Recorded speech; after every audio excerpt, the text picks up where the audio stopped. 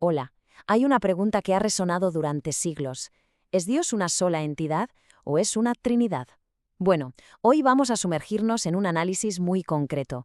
Vamos a explorar un argumento que se apoya, ojo, estrictamente en la Biblia, para defender la idea de que hay un solo Dios y que es distinto de Jesús. Lo importante aquí es que vamos a ver cómo se construye este caso, pieza por pieza, basándonos solo en la fuente. Y claro, para hacer eso, todo el razonamiento parte de una pregunta que parece simple, pero es fundamental. ¿Qué dice la Biblia textualmente sobre quién o qué es Dios? El enfoque, por lo tanto, es muy específico. Vamos a centrarnos en las afirmaciones directas que encontramos en las Escrituras, dejando un poco al margen las interpretaciones teológicas que vinieron después.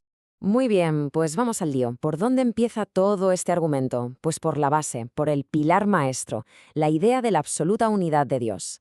Digamos que este es el punto de partida, el cimiento sobre el que se va a levantar todo el edificio argumental. Y aquí tenemos la que es, sin duda, la piedra angular de todo el argumento, sacada directamente del Antiguo Testamento.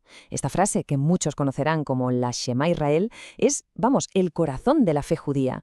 Y aquí se presenta como la declaración más clara y directa posible sobre la naturaleza de Dios. Es uno. Y punto, no hay más. Pero no se queda ahí, claro. Para reforzar esa idea de unidad, la fuente nos lleva a otro pasaje clave. Y ojo, porque aquí el argumento da un paso más. No se trata solo de que Dios sea uno, sino de que es único. Es decir, se subraya su exclusividad. La idea es martillar un concepto. Fuera de él, no hay más. Entonces, ¿cuál es la conclusión de esta primera parte? Pues muy sencilla. La fuente toma estos versículos al pie de la letra. Los interpreta como lo que parecen ser. Declaraciones directas, sin rodeos, de que Dios es un ser único e indivisible. Y con esto ya tenemos asentado el primer gran pilar de todo el argumento. Vale, ya tenemos establecida la base, hay un solo Dios. A partir de aquí, el argumento se mueve hacia su siguiente punto crucial, y es este: la distinción que, según esta interpretación, la propia Biblia establece entre Dios el Padre y la figura de Jesucristo. Y para ilustrar esa distinción, se apoyan mucho en este versículo. Fijaos bien en cómo está construido. La fuente lo usa para dibujar una línea, una separación muy clara.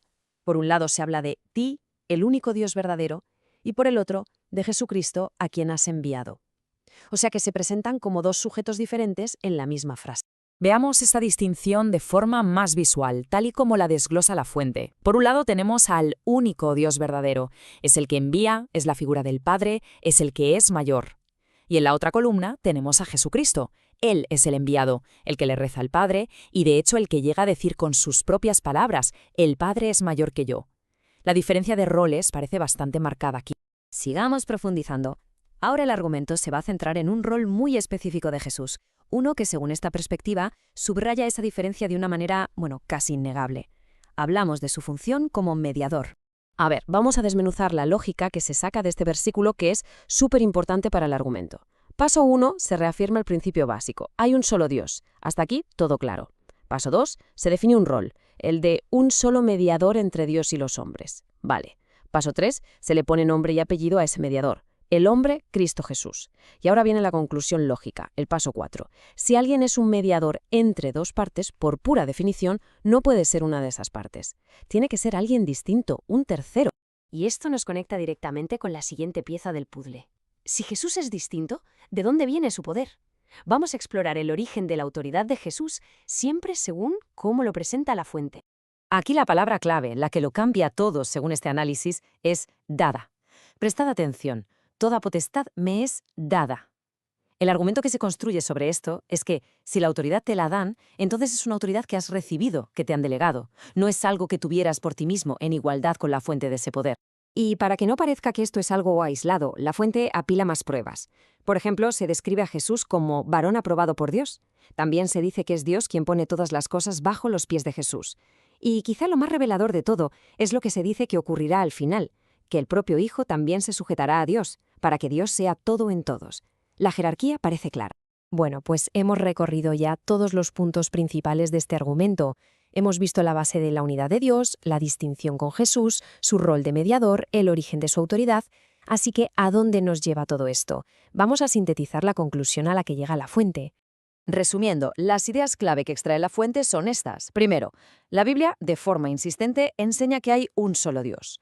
Segundo, a Jesús se le presenta como el Hijo de Dios, sí, pero también como un Mesías y un mediador, que es una figura distinta a Dios. Tercero, y esto es un punto fuerte del argumento, la doctrina de la Trinidad como tal no aparece explícitamente en las Escrituras. Y cuarto, como consecuencia de todo lo anterior, existe una distinción clara en identidad, en autoridad y en el papel que juega cada uno.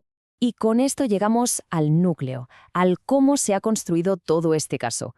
En el fondo, todo el argumento descansa sobre una decisión metodológica, darle siempre prioridad al lenguaje explícito y literal de la Biblia por encima de lo que se consideran formulaciones teológicas posteriores que se desarrollaron con el tiempo. Así que, para cerrar, todo este análisis nos deja con una pregunta flotando en el aire, una pregunta bastante potente.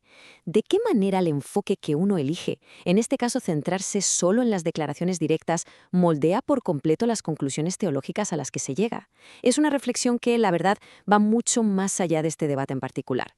Gracias por la atención.